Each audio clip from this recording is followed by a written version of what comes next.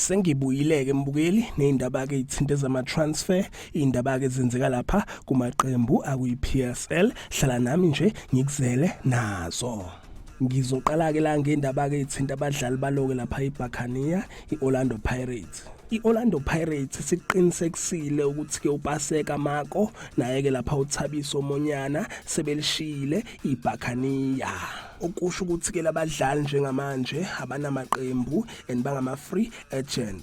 Ngidluleke mbukeli ngiye lapha kwindaba ke thinta yena uThabiso Monyane nayo ke lapha iKaizer Chiefs.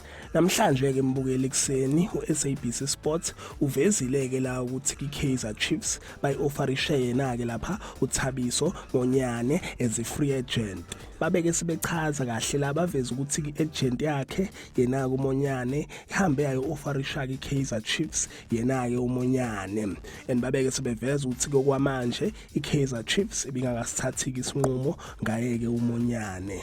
Abanye ke abalandeli bayiKaizer Chiefs lapha kwi-social media ayibajabulisanga ke lezi indaba zokuthi iagent yakhe uMonyane im-offerishe lapha kwi-Kaizer Chiefs. And Orlando Pirates iqeda ukuconfirma ukuhamba kwakhe yena lapha uMonyane kulo iBuccaneers, and maningi impela ke mbukela amathuba ukuthi ke uMonyane ejoyineke lapha iKaizer Chiefs. Kodwa ke ilona ke ikhosi elizosithatha ke isinqumo, and ngiyobuya ke mbukeli ngizokutshela ukuthi ke khambani kwenzakalani lezi indaba ke impela nje beyisematheni belokho ke itrenda and eyiconfirmwe iwona ku SABC Sports nayo ke lapha ijournalist ka SABC Sports yena ke uMazola Mlefe.